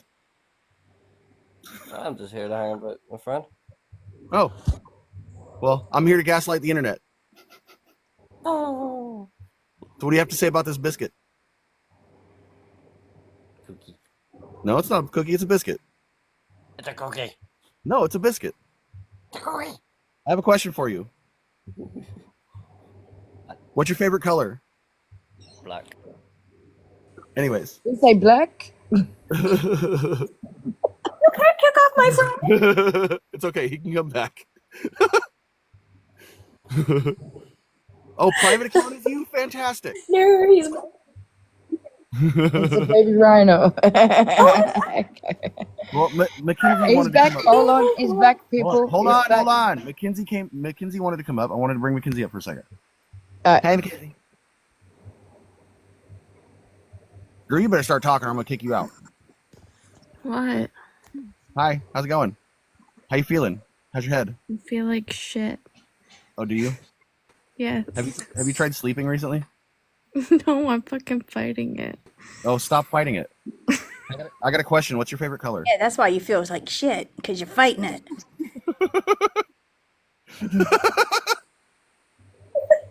That's evil. Evil. She has a concussion. She probably won't even She's remember what sleeping. you're doing. No, you're mean. Why you be so mean to me? No, you're just in denial I love that that that song. is a biscuit. What are you talking about? Nobody disconnected you. No one disconnected you. You fell out the box. What are you talking about? Did your mother drop you on your head? Because Hey, that's bordering mean. That's bordering mean. We're not doing okay, mean. yeah, okay. Sorry, I'm a roast queen. Sorry, my bad. We're not roasting. She's We're a gaslighting. rotisserie, that's what she is. This stuff there's pretty mean. Are you an What are you alien? saying? Never seen this one before. You an alien? I mean, who told you? No, what going, Bruno? I mean, I've been probed once or twice, but I wouldn't call myself an alien. Bruh. What? That's definitely a biscuit up there. Is it? Yeah, it looks like a biscuit to me. Yeah, I come from Jamaica, you know. I think you're tripping, dude. I don't see anything on the screen. You know what? Do you know? You know, if I was You know what tripping, I- I'd be on my face. Man, I don't know, man. I think you ate something you shouldn't know. You might be experiencing food poisoning or something because there's definitely You not tripping? on that screen. There's a lot of swelling there going When on did on you that take it? face. Do you know what that is? Oh, now I'm thirsty. White urine. It's vodka. Jaundice. You can't say that either. Oh, sorry. Black Wait. urine. Wait, what did? Actually, don't repeat. Cheers, mate. Cheers. You could say spicy water. No, we can say cheese, biggies, fuck nose, big nose. That is definitely some weird shaped oranges right there. You could say spoiled grape nectar. Kindred That's a gets beautiful orange wig. It goes to the top of my head with my Ooh, big that's an hands. eggplant. That's an eggplant. It's an eggplant. it. No, those are oranges. What are you talking about? Actually, definitely it's not oranges. because it doesn't have seeds. Actually, Hey, Rebels, if you and their bananas Rebels, have Orange if you is could be any bad. animal. I didn't say. Hey, Rebels. Yeah, I'm listening. Shush. Shush. If you could be any animal, what animal would you be? If I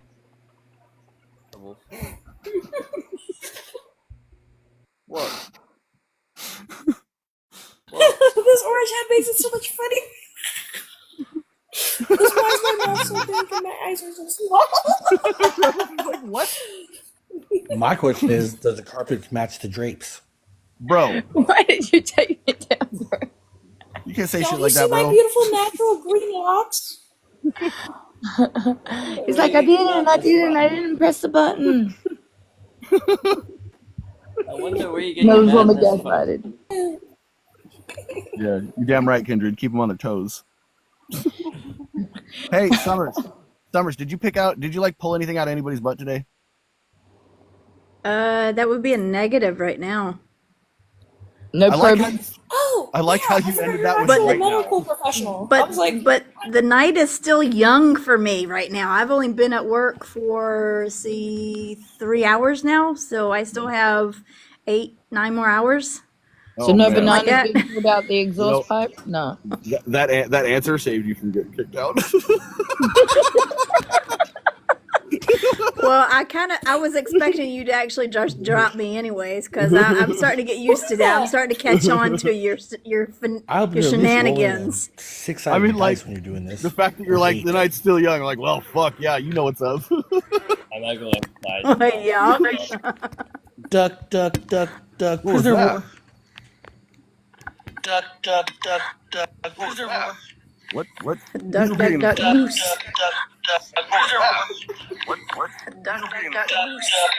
Oh my fucking god. not Coyote Joe. Bruh. He was on repeat. Just straight no. Bruh. Oh, there's Mackenzie. Just straight no. There's no repeats. This is not a remix. No repeats. Rinse and repeat. Rinse and repeat. Right. Remember, the night's still young. Didn't. Hey, what's the craziest thing you pulled out Damn of straight it is. It's still young. Hey, what's the craziest thing you pulled out of somebody today? I'm a bear. Rawr. Dang. It's honest. Blood clot. Mackenzie, you coming up for what? Oof, it is. I'm sorry, I'm not going to invite the banana guy on principle, but if you want to bring him up, I don't care. I mean, it could be a troll account, but no, I'm good. I don't even want to risk it. I'll do a lot of you things. need to go back. Yeah, You're risking it risk for it the on that biscuit. one. So you're not on- going to risk it on for a- the biscuit. Hold on, on a real level. What's the craziest thing you pulled out of somebody today, It's not a Summer? biscuit, it's an orange. I'm actually not dropping you this time. I actually want to know what's the craziest thing you pulled out of somebody today. Nothing really. I actually haven't even been in an. I haven't even been in an OR. We've been like totally. I come to work and there's no cases left, so it's very unusual for a Wednesday night. So that means if it's going to be slow tonight, it means my night tomorrow night, Hey. and Friday is going to be a bitch. I got So something to say. again, it's I a got toss question up. for you. I got a question for you, Summer. Yeah, you're getting ready to drop my ass again. No, I'm just wondering why it's so quiet tonight. Probably because it's not a full moon. It's awful quiet out there. I resent that, Mark.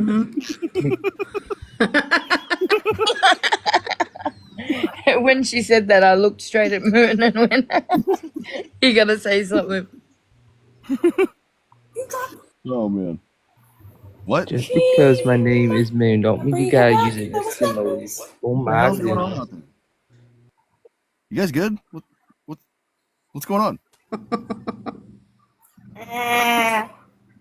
Oh my gosh! Why did I know you were going to do Joe, that? It turned into a hybrid. Actually, I want to try the reindeer. I feel like that would be All fun. reindeer below the belt, mama. Oh, good lord! find Look it? at that nose. We're What gonna y'all have to do say? some surgery. We're gonna have to do some surgery on that nose there. Come I on like over. my Chanukah. Don't talk to me like that. Let me chop off some of that. What we trying to be drinking? Spill my breath. What the hell are you talking about? You kids are You're crazy. gonna live laws up in the Find the North Pole. reindeer, I'm so mad. Oops! There goes the reindeer nose. Oh my god. I'm loading. I did it again. I fucked with your box and got lost in the game. Oh, sludgy, sludgy, ooh, you think you're enough, and you sent us up to the bottom. What? I'm not there. Mackenzie, what are you talking about? No, I understand. was dancing to the song. Mackenzie, I need you to understand I have traumatic brain injury, so I will not remember things like your private account.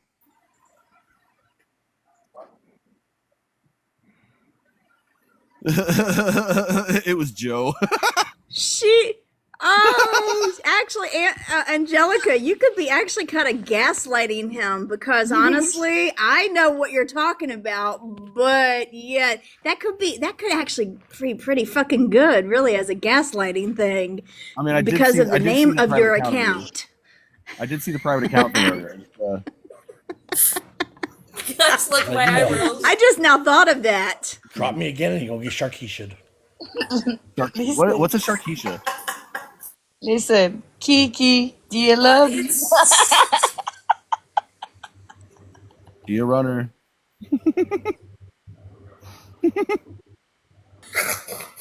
Jesus Christ, guys. You can make big eyebrows.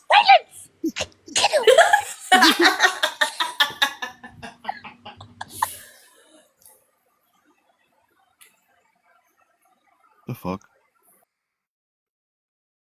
Okay. Need to work on those eyebrows. The fuck, man.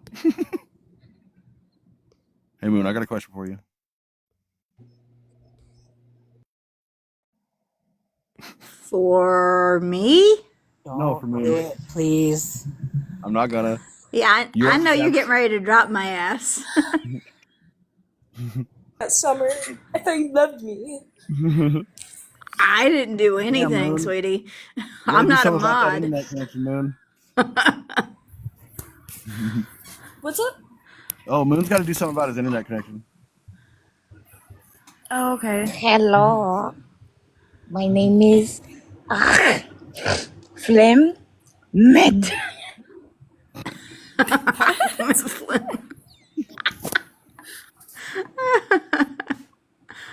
Oh, When you are goodness. reincarnated, there will be many, many bad things that happen to you, my friend. It's not good. Very bad. What? Very bad. I don't understand what you're saying.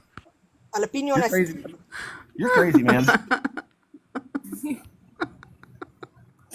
Hear me out. Coyote Joe always come up here and say like something. I promise. Every time it's something. I will be reincarnated as crazy. Yeah, probably. I'm gonna bring you back up. I'm not gonna lie. Pure fucking chaos. I swear to God. For That's real. because I'm Honestly, too damn dumb to learn. you're my favorite vibe. No, I just think there's something wrong with my internet, man. It keeps going in and out, bro. It's I these swear. fucking oranges. It's these oranges that are up on the screen, dude. These are very Fucking sexy oranges. They make me feel some kind of way. Are they single and can I buy them? That is not a sentence. No, that is Trump. No, you know what's Trump? I'm They Benny said the Betty magic Noodles. word. Noodles are a liberal dish. Oh, they said the magic word. What magic? I know I'm next. You didn't say the magic word. Either you or me. And I guarantee it's probably me. Neither one of you said the magic word. What are you talking about? Every time I hear someone say the sentence, you didn't say the magic word, I think, you didn't see the magic word. Some Jurassic Park Was it quote right there. I Fidelium? love it. No, Did it you wasn't. Barack. Bubba No, I'm booey, pull- bubba booey, bubba booey. I'm pulling a Pee Wee's Playhouse. Every Favorite. time you say the magic word, you gotta go. Now the fun is guessing which word. Hey, real quick, can you stop kicking me actually? Because every time I come back up, like, none of the boxes show up for like a couple of minutes. Like, evolving. This sounds like your internet connection. I swear to God, if somebody Makes it just weird. Okay. As you should. No, like you came up and you started talking and you got quiet after saying, "Please don't kick me," and I was like, "Wait a minute." I'm going to resume normally. Oh, okay. Well, that chaos is fun. That was fun. Yeah. Musical boxes. No matter Yeah. how many times you kicked me in there. So Dude, it'd be Once I get the Wi-Fi back, you can do it again. But like, I'm not gonna. dude, you know what would be fucking wild right now?